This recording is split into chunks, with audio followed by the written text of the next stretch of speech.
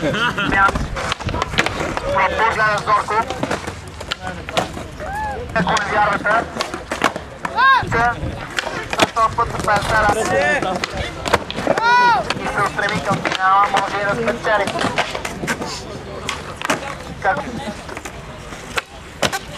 И за малко! Там черкото ще ти дали няма да е опитано повече.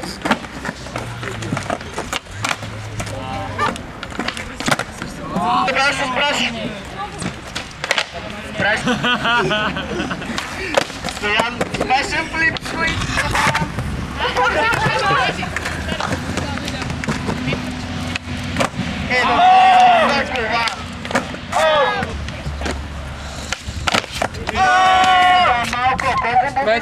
Геймбрейкър, играем за геймбрейкър, Стояне.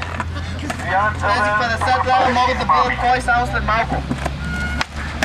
И стои стръпли, ще следирам за геймбрейкър.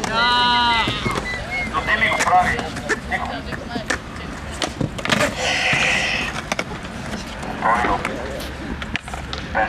Дебел, айде! Стои с трето, с кръче. Излъжава!